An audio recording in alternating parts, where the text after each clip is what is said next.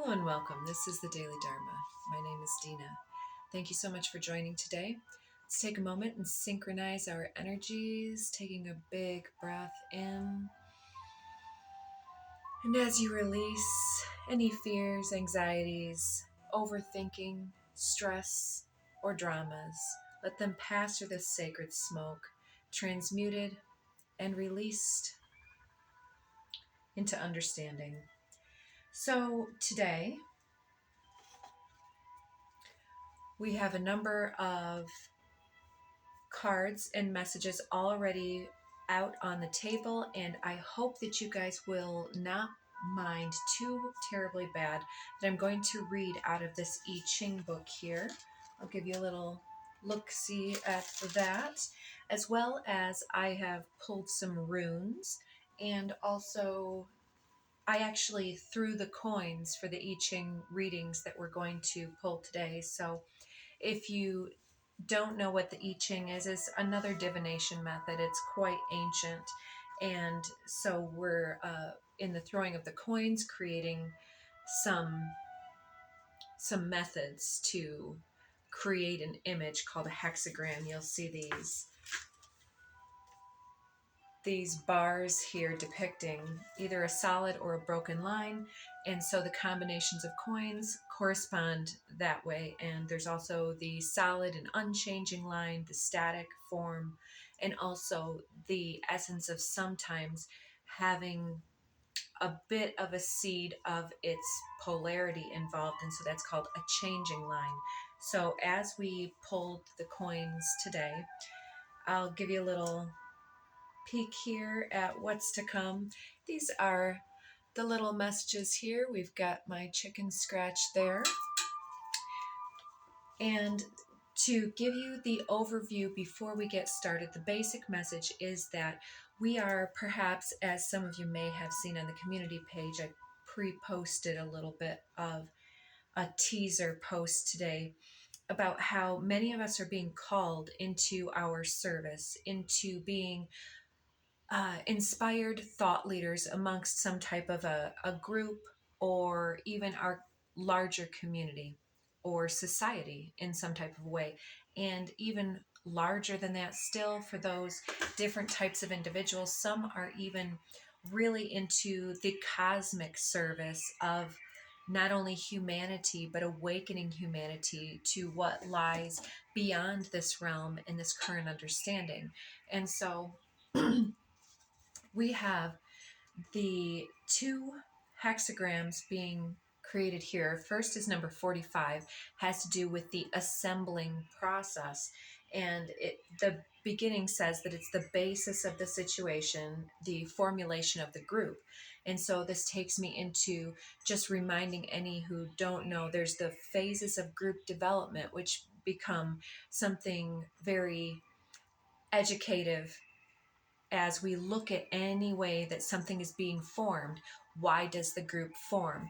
It forms because of a cohesive value or core belief, or united objective or need. And so part of the assembling of anything has to do with what lies at the center of the process, what lies in the center of when groups come together or when groups decide to separate and go their separate ways. It's like, is the work in fact done, or are we finding new work that calls us over to this other segment where those individuals or those ideas that are kind of coalescing in that space, are they the thing that are the next catalyst to our next growth and development? So it's kind of like the bee that is pollinating all of the various flowers on its pathway to and from the hive every day. And so it visits many different flowers. And so yourself, you may go into your home, and then into your friend groups, into your job if you have one, or into your social groups, your friends, and then some type of purpose or hobbies, your grocery store, for instance, other drivers on the roadways, in the spaces in between. And so all of these factors kind of go into all of the vibrational inputs that we take in all day long. And so all of these factors and influences, the common denominator that is developed is kind of like the core of ourself, how we hold or how we even catch, integrate, or resist and release those vibrational waveforms every day in formation, waving to us and informing us, and then we pick and choose and catch and release. So everything that affects us is also affecting everything that affects us. So our trip to the grocery store then affects our mate and children, and our home life, and our abundance or scarcity mentality also colors our influence and our sense of our center as we go forth into our job front or feel called or passionate towards one ideology or another. And so we're asked to really look at what resides in our center as we do or don't align and resonate with the people, places, and things that are coming into our experience, our awareness, where we place our attention. Yes, no, that kind of expansion of our awareness. So it's the contemplation also of then what things bring us together. Easy to see at the grocery store. What brings us together? Well, we all need to eat.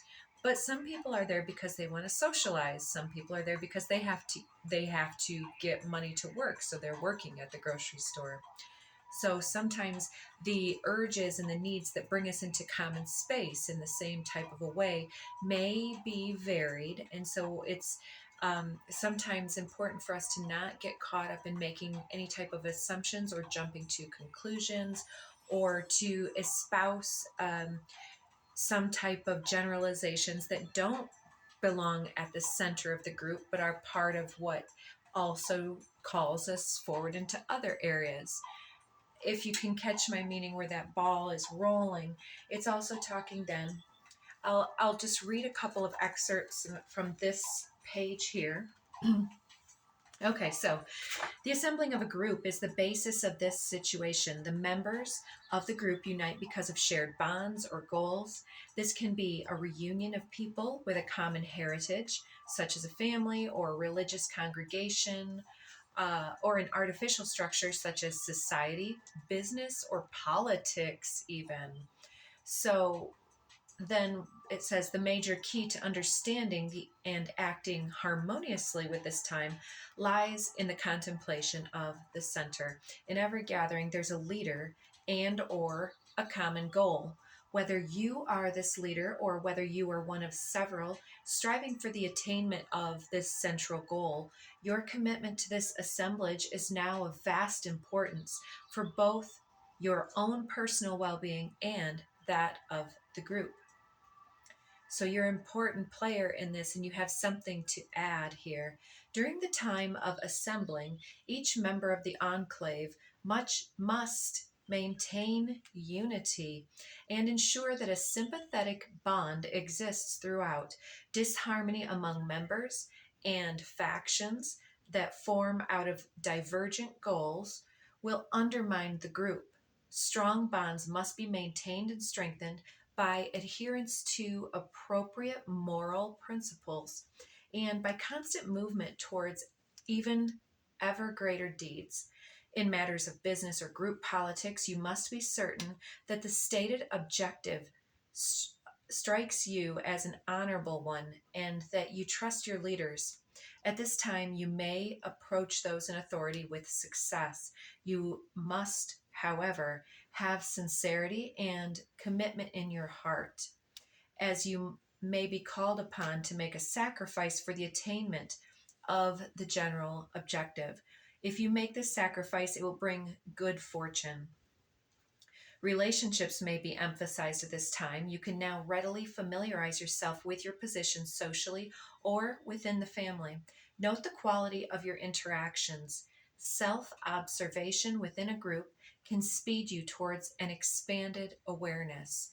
the awareness of what does remain at the center and where the common sentiments are lying and flowing, and where you are not being at the center and diverging, right?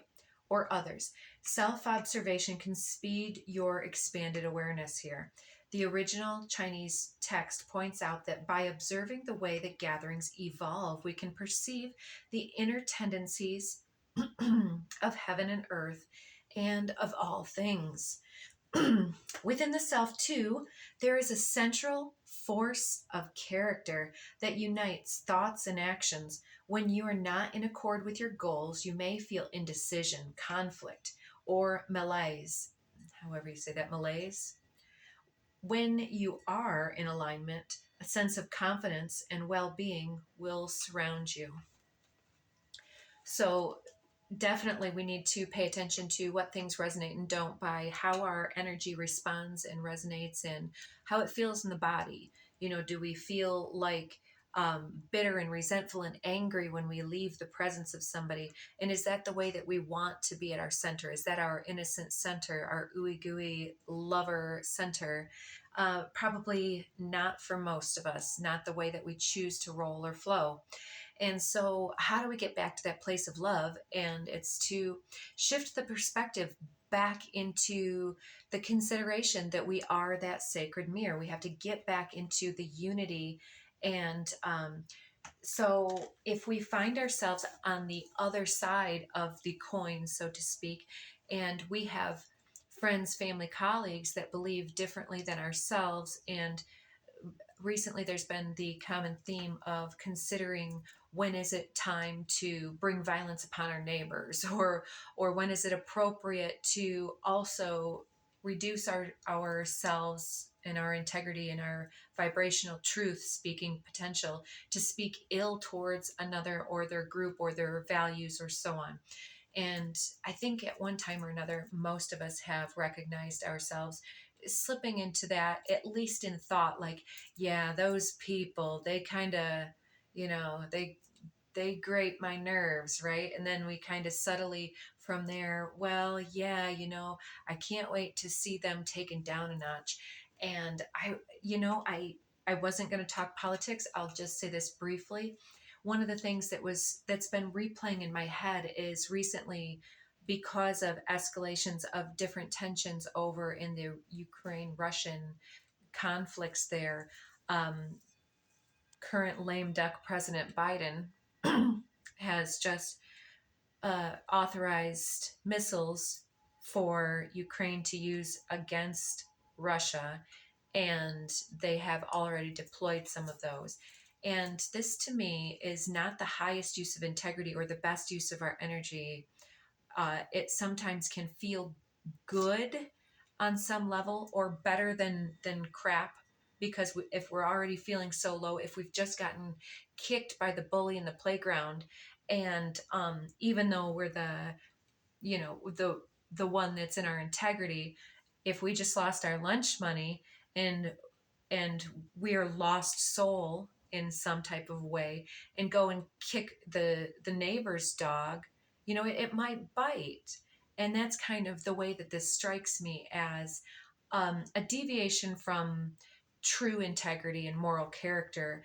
And I'm not going to say a whole lot more about that, but I feel like that does evidence itself of a certain sentiment that has been bubbling up in this retaliation type of a thing. And I believe what the message is at the base of this is, not only is it not helpful, not constructive, and quite destructive to many things, even if there's no loss of people in this scuffle. Why do we need bombs? And we all know that it's ridiculous, but it's a necessity of the system right now, some would say. But I think that we're being told to look at how we have deviated from our intention before we get to that point, and before the dog bites. So some of the messages up in the top here, I have gravity, magnetism, and also cleavage, the way that groups form and deconstruct. And so the formation of a group, first, yes, contemplation of the center. So the stages of group formation are forming, storming, norming, performing, and then adjourning. I believe that there's just 5. So it's like the formation. We just talked about that contemplation of what brings us together here today. And then the storming phase is the brainstorming, the contemplation of the surrounding ideologies and the approaches, the policies and procedures, and the so-called rules of engagement for this connection, some type of reciprocity, who's going to do what, assignment of roles and process, and some type of perhaps governmental body or organizational authority over the group so that everybody has a voice, or establishes who has the voice and the authority for each segment of the goals that are being approached. So then that's storming. Then norming is where everybody kind of finds their niche. Things start developing. Things are going according to plan, hopefully, or working out, balancing out. And then after the group has accomplished and achieved their goals and objectives, then there is the subtle dispersal of the group. So after people have put in their efforts and submitted their report, let's say, that person may leave, but then until the main objective is done or runs out of management or supplies resources, etc., then after all of that is accomplished or no longer seen as viable, then there's a dispersal of the rest of it, hopefully the achievement of a goal. And so there's something here about knowing the ways, knowing the means, and also this is talking about inner alignment, looking at our center and figuring out that we're all kind of in this together, and that it's much easier to steer the ship than to blow it up when we are in the middle of the ocean. Because what are we going to do next? So yes, so what catalyzes the group? What is the objective, and why is it important? How does it speak to us, and so on. Then I wrote chemical or alchemical bonds, something about the catalyst process of things coming together and how different elements or relationships or mindsets and skill sets can complement and create synergy or sink the ship, so to speak.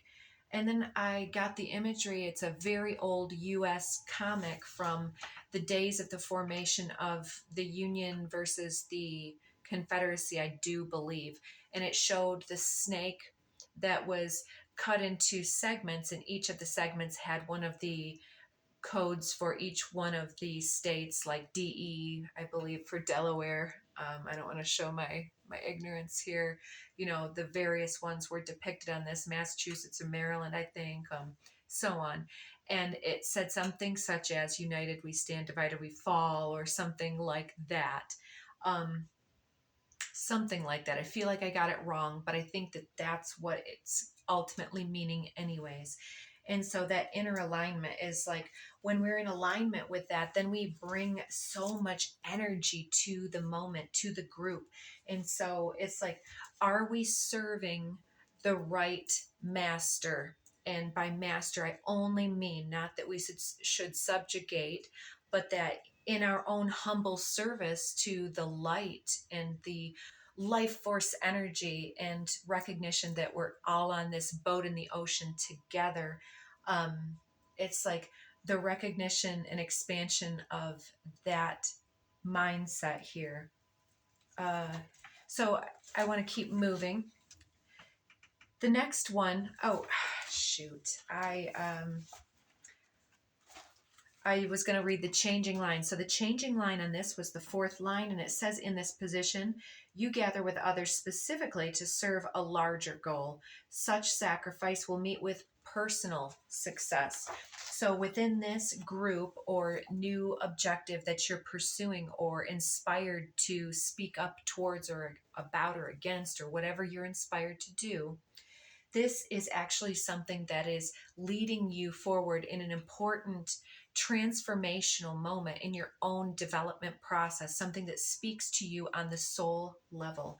And so next, one of the most powerful hexagrams in the deck, in my opinion, is the number 8. And it's called Unity. And I would just remind anybody, this year has been an 8 year, 2024, reduces down to an 8. As well, we had the August 8th Lionsgate portal.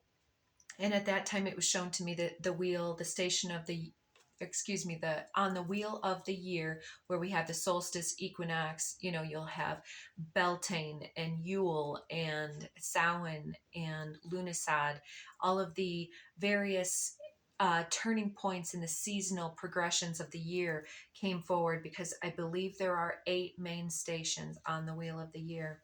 And so we're having these activation moments. And so there, then on the top here, not even remembering when I wrote it that this was, I wrote this infinity symbol up here, which is also an 8 on its side, which is interesting to me.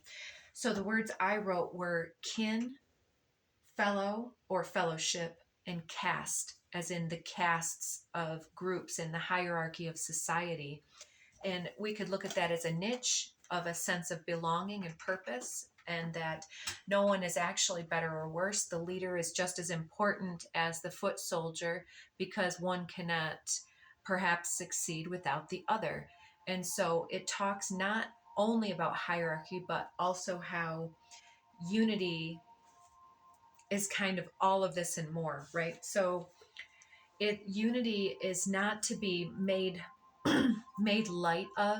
And we've been talking about unity consciousness, Christed consciousness for decades, or possibly from the beginning of time, who knows, call it by different names. It's, I believe, the human dimension in quest for a return to love, a return to the spark of consciousness and intention and the light. And so this is, I'm just going to read it. So, unity, holding together. As part of a civilization, man is also a product of that civilization. He shares with the other members certain intrinsic experiences peculiar to his community. So, shared experiences also bring us together. This creates, in turn, a bond of language, order, and tradition, where the foundations for for any progress and evolution for the community and for the individual are somewhat synchronized. His relationships to his immediate society may be many and varied, and he may be feeling rebellious, conservative, apathetic, or highly conscious. He may be lauded and celebrated or incarcerated. Whatever his circumstances, he's inexorably a member of the social order. You are surrounded this time by an awareness of your society, just like we talked about with the assembling. Whatever your inquiry, you must first address yourself to this issue. It is of great importance that the need for creating unity is recognized. The individual human spirit is nourished by a sense of connection and connectedness to the whole of the human experience. This perspective will enhance your sense of direction. You'll be able to glimpse yourself as a part of this whole, which will both amplify your individuality and annihilate it. Do not fear this process, for it will not diminish your self-awareness, but rather spotlight it against a more profound background.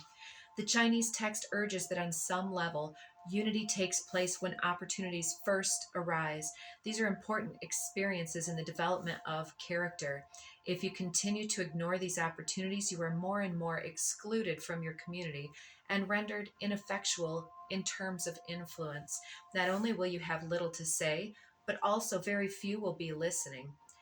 Whether you interpret this as voting in an upcoming election, joining a like-minded organization, attending or supporting a cultural event, or simply adopting a more responsible attitude about your neighborhood, Now is the time to act. In interpersonal affairs, look both within the relationship for unity and beyond it for its meaning within society.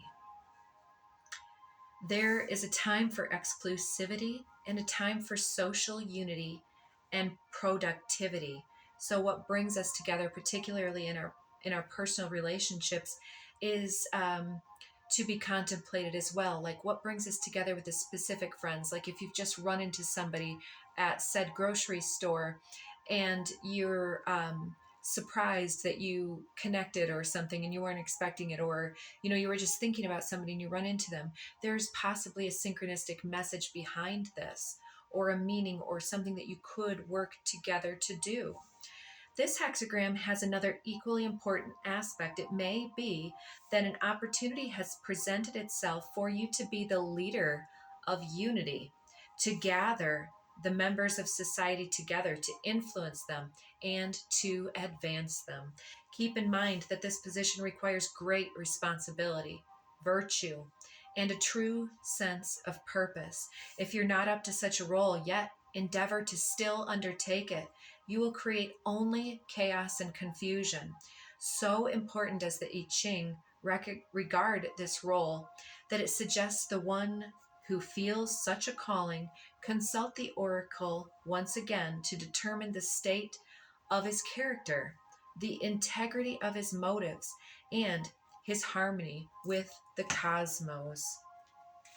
So I think that is absolutely gorgeous energy for us to start with. And I see that this is already taking quite some time, but I trust. We've got the rune book here. I'm only going to read one of the 6 runes that I've pulled out. It is the last rune. I'll tell you which ones we've got here, though. We have, if I cannot say excuse me. It's difficult for me to pronounce some of these words, so I hope that you guys will forgive me. So we have Ewas, corresponding with safety and protection. We have Berkana, which can sometimes represent love and also fertility, birthing something forward.